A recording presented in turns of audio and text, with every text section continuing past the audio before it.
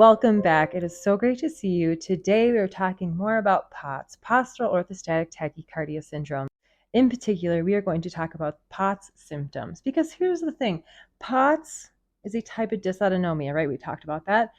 It is a type of condition that causes dysfunction of the autonomic nervous system. And as we may remember, the autonomic nervous system does a lot of things, which means POTS has a lot of symptoms.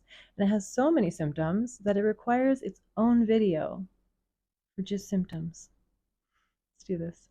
Before I start going into all the other symptoms, I think it is most important to talk about the hallmark symptom of POTS. And that is that when you go from laying down to standing, your heart rate needs to increase by 30 beats per minute or more. I believe on my last video I wrote sitting to standing, and that's just not true. It's from laying down to standing that your heart rate will increase by 30 beats per minute or more. So I don't know why I wrote that. Embarrassing. I should also mention that your heart rate needs to increase by 30 beats per minute or more when you go from laying down to standing within the first 10 minutes of standing. That's key. That's key too. So I should have mentioned that. That's really important to know. So what other symptoms does POTS cause? So here's the thing. When you have POTS, it is difficult to get blood to your brain.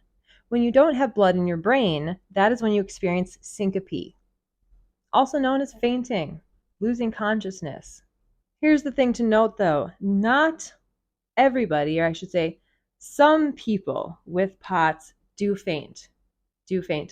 They say between 15 to I've heard 50% faint. It's just kind of I don't really know. We don't really know. But just only some people with POTS faint and some people with POTS don't faint. So just kind of depends. I was diagnosed with POTS before I had ever fainted. So okay, like I said, it is hard to get blood to your brain. So since it's hard to get blood to your brain, your heart obviously starts to race because it starts trying to pump to get blood up to your brain. Because when you have POTS, your blood vessels, they don't have that nice tone that is required to pump blood from your feet all the way to your brain. They lack that tone. So your blood vessels aren't well toned, so they're not effectively getting blood to your brain when you change positions from laying to standing. So you can get syncope, also known as fainting. I would say most people with POTS experience pre-syncope. Pre-syncope is the feeling that you are going to faint. So I experience this often. It's the feeling that you're about to faint, but you don't. You don't lose consciousness. You might lose vision. You might completely black out. Sometimes I'll completely black out, but I'm obviously still conscious, right? You can get the tingles on your face, your tongue, the prickles on your hands and your feet, the heat, the shakes, the sounds, either loudness in your ears or ringing in one or both ears, or one or both ears, you'll just lose all hearing. What other symptoms am I not thinking about right now? Blurry vision, double vision. Yeah, a whole lot of things. Pre-syncope, pretty gnarly. So like I said, then also people with POTS, they experience tremors, right? Shaking. I experience them even in my chest, in my head. I will get tremors. My head will shake, especially if I have too much caffeine. That's a really bad trigger for me. POTS often makes people feel hot, but it can also make people cold. It causes temperature dysregulation. So you'll feel too hot or too cold at inappropriate times. It just don't really make sense. You know what I mean? You also can experience, a lot of people with POTS get Raynaud's, which is when your extremities, so typically your hands and your feet, sometimes the tip of your nose, other things that protrude from your body. The blood vessels in these extremities can constrict excessively so that you will lose complete feeling in your fingertips or whatever is affected. You'll change colors. Usually it turns white when you've lost all the feeling. In between there, sometimes you'll get purples and reds too, especially when it's getting really flushed. They'll get really red, and it's painful. It hurts. Raynaud, when you get a Raynaud's attack, like it hurts. It hurts. It feels like painful pricklies in whatever spot is being affected. POTS also causes heat intolerance. Heat makes the blood vessels near the surface of your skin, so like near the surface of your skin, dilate. So that means that it's even harder to get blood to your brain. So POTSy people with POTS do not do well in heat. Heat is not really a great idea. Hot showers, hot baths, hot saunas, hot planes, stuff like that. I do have a lot of recommendations for that. I will say I love mini instant cold packs to keep on hand for emergencies. They only last like 15-20 minutes. It's not something that you need to use all the time, but I'm saying like for emergencies, like when you really need it, you're in a pinch. I think that's such a like POTS emergency you need to have on hand. Anyways, so yes. And in addition to heat intolerance, there's also exercise intolerance. So people with POTS from exercising might get really sick to their stomach. This was something that happened to me a lot in high school when I was a teenager. Every time I would do a 3-minute high kick dance, I would have to run to the bathroom, trigger warning emetophobes, and I would get sick to my stomach, like aggressively, really bad. And I had really bad asthma and I have vocal cord dysfunction, so it was like really hard to breathe. And now like I feel like the weakness, you can feel dizzy. It's almost like your heart just can't do it, just can't physically keep going. Like you get too tachycardic, like your heart rate's too high. Just exercise intolerance, like it's just exercising becomes very difficult. And of course the thing about POTS is you have to move your body to fight the deconditioning, but you don't want to do too much. Anyways, we'll talk about that in a different video. I'm getting too excited. So POTS also causes insomnia, sleep disturbances, trouble sleeping, trouble falling asleep, trouble staying asleep, getting a racing heart in the middle of the night while you're sleeping, feeling out of breath while you're sleeping. Since I just mentioned that, POTS causes shortness of breath. That's like one of the biggest symptoms. That was my first huge, most bothersome symptom for me in 2020 when my health declined was the shortness of breath, that air hunger, feeling like that severe shortness of breath that I just could not even get enough air in my body. Like horrifying. And I just constantly feel out of breath with POTS. Shortness of breath is outrageous. And I should have mentioned this earlier, but so obviously you get a high heart rate when you go from laying to standing, but that's not the only thing that will make your heart race with POTS. When you have POTS, you will experience tachycardia, which just means a faster than normal heart rate, a heart rate that is greater than 100 beats per minute in adults. When you have POTS, you will experience tachycardia from almost anything you do. It's not only just laying to standing. Laying to standing is for the criteria, the hallmark symptoms, so people know you have POTS. But the truth of the matter is that eating will make your heart race with POTS. It'll make you feel sick, hot, out of breath, like you've just ran a mile, but you just ate food. Like you're like, what? Why is it like this? That's POTS. Coughing is such a big one. Laughing. Going to the bathroom. There's actually urination syncope and defecation syncope. That means fainting from peeing and pooping. When you pee and you poo, you get like a drop of blood pressure. You can also get a heart rate spike. Any which case, some people faint from going to the bathroom. So anyways, going to the bathroom can also make your heart race. Even just like a little fart sometimes can do it to you. Pretty much any movement you make, reaching up high, really bad, bending down, really low, really bad too. Don't like that. Like anything you do will make you tachycardia with POTS, will make your heart race. With that being said, people with POTS also experience bradycardia, which is a lower than normal heart rate. So that's a heart rate lower than 60 beats per minute. If that's wrong, I have to correct myself, but I believe that's correct. Let me Google it. Yes, bradycardia, heart rate lower than 60 beats per minute in adults. So there's that. It also just causes heart palpitations, like funny beats, irregular beats, weird funky beats. Yeah, just not fun. POTS causes chest pains, of course. Chest pains, for me, it's kind of all over, honestly. They move. Sometimes it'll be here, sometimes it's here, sometimes it's down here, sometimes it's over here. But chest pains. Tachycardia, having a faster than normal heart rate, will cause chest pains. Like, why exactly? I honestly don't know. I've tried to figure it out, but I'm just having a hard time figuring that out on Google. So if anyone can educate me, please feel free to do so. All I know is that tachycardia, having a faster than normal heart rate, will cause chest pains. And yes, it does. I get chest pains all the time. Sometimes my chest pains are so bad, they bring me to my knees. So, Allison, how do I know if I'm having an emergency or if I'm just having chest pains from POTS? I don't know. I don't know. I don't know how to tell you that, the answer to that.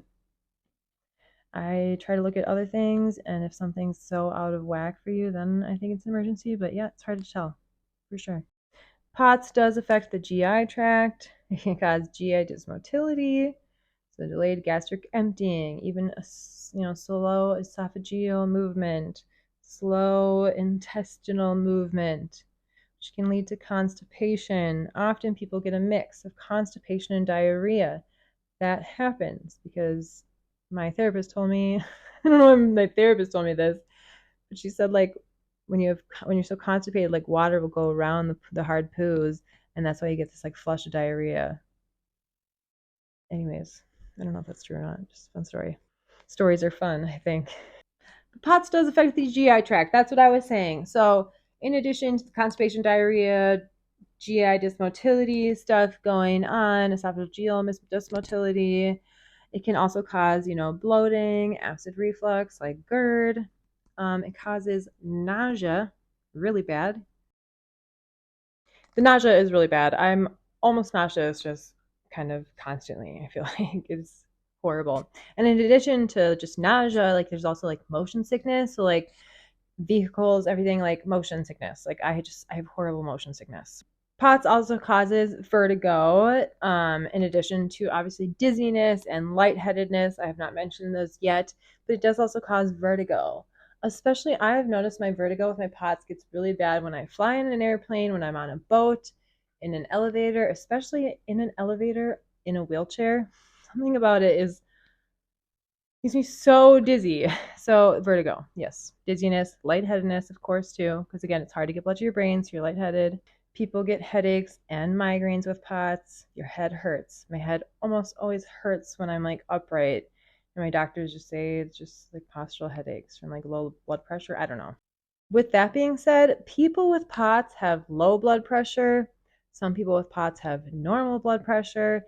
And some people with POTS have high blood pressure. And some people with POTS have normal or low blood pressure, but when they stand, go from laying to standing, when they stand, then their blood pressure becomes really high. So, such a variety of folks out there and blood pressures with POTS. Did I mention it causes overactive bladder, just feeling like you have to pee constantly?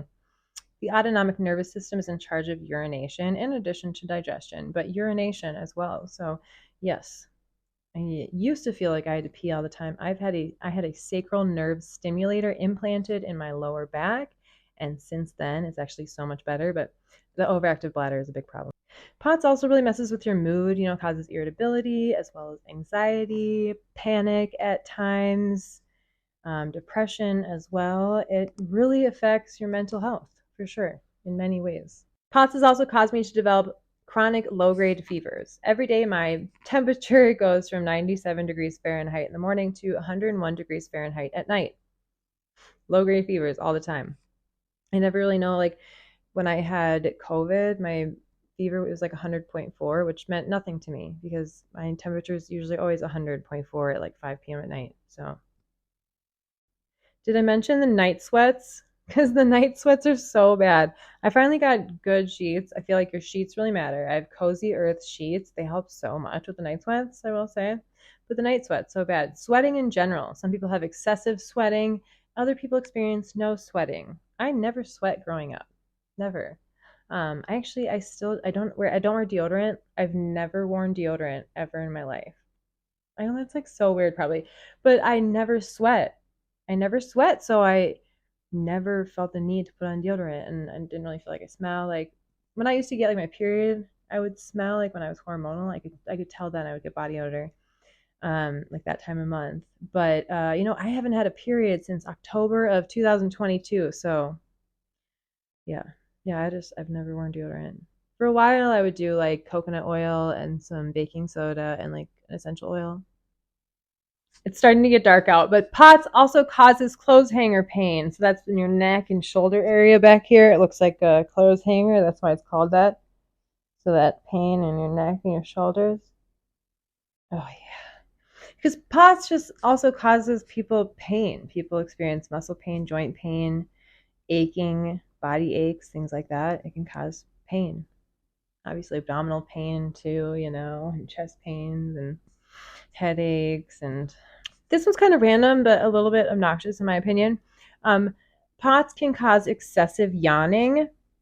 It can also cause that inability to complete a yawn. When you yawn, you can't yawn all the way. It happens to me all the time. I hate it. I used to think it was an asthma thing. No, it's an autonomic dysfunction thing. Yeah. Yeah. In addition to excessive yawning and stuff, also excessive and sometimes, for some people, painful hiccups. The hiccups. I get hiccups all the time. All the time. All the time. In addition to all that, it can cause excessive sneezing, also sneezing when you're nauseous. Whenever I feel really nauseous, like I'm about to, get sick to my stomach, instead of actually getting sick to my stomach, sometimes I will just sneeze in its place, and then it will relieve the sensation that I had to get sick to my stomach. Really interesting, but yes, very much so an autonomic dysfunction thing. Also, a lot of people with POTS experience depersonalization and derealization. Derealization. So, depersonalization is when you feel like you're not in your body, you're outside your own body, and then derealization is when you just feel like you're not even a part of this world. You're not even part of this dimension. Whatever you feel, you just feel like out of body, out of place. Like you're looking in and just, yeah. POTS can also cause inappetence, just like not even being hungry, not even having an appetite. I get that a lot. It can also increase people's sensory issues. People experience more sensitivities to sound and smells and lights, things like that. Just being too overwhelmed and overstimulated by your environment. I experience that a lot since my POTS has worsened over time. My sensory issues too have also worsened over time. And quick trigger warning, I'm not going to really talk anything about it, but really quick, just a trigger warning for weight. I'm just going to say that people with POTS sometimes can gain weight, and some people with POTS lose weight. I see it go both ways with people. So, did I talk about that POTS causes tinnitus, whatever you like to say, ringing of the ears? Did I mention that already? I think I did. Heat intolerance, obviously orthostatic intolerance, standing is hard when you have POTS, of course, right? I feel like I'm missing things. I wanted this to be the video with every symptom I could ever think of for POTS. So if I come back with a different shirt on a different day, just don't be upset with me because it's just because I thought of like, oh my God, more symptoms, and I came back to this video. So, but for now, this is all I can think of. I'm missing so many. I just know it. So there you have it. Those are the symptoms of POTS, postural orthostatic tachycardia syndrome. It does a lot to the body. Sorry, excuse me. It has a lot of symptoms. Okay, I told you I'd be back because with a different shirt and a different day, I thought of more POTS symptoms. And the weird thing is, these are like really big ones, like some of my most debilitating symptoms, yet I didn't think about them. That's so wild to me. But they are malaise. Malaise, that is when you feel generally unwell. Like you feel like you have the flu, but you don't have the flu. You just feel sickly. Malaise. There's also post-exertional malaise is another symptom of POTS, and that is after you exert yourself. So after you do exercise or do a bunch of chores around the house or something, you'll experience that malaise, that feeling of like sickness, like flu-likeness. Like any time I move about, I feel that like I have the flu, but I don't have the flu, and I feel like super nauseous. Excuse the lighting. Lighting with glasses is really like not super fun, to be honest. It's kind of a struggle. So natural light is definitely my best bet, but today it was cloudy out all day, and I forgot to do this until now, and now it's nighttime. But I want to get this done, so I'm doing it. Okay, so I'm doing it. So malaise, post-exertional malaise, and weakness, like just general muscle weakness, overall weakness. I feel weakly. Like I don't feel like I can do things that I used to do. Like I don't have the energy or the gumph, whatever that word is, gumption. I don't know, is that what I'm trying to say? To like really do anything anymore. I just feel weakly. And I have this generalized just muscle weakness, especially after I do activity. I also did want to mention that people with POTS often choke on their own spit. So like when you're drinking waters, liquids, often you'll like choke on liquids, or you'll just choke on your own saliva just by taking in a deep breath. That's just that vagus nerve autonomic dysfunction situation going on. Of course, why wouldn't it be?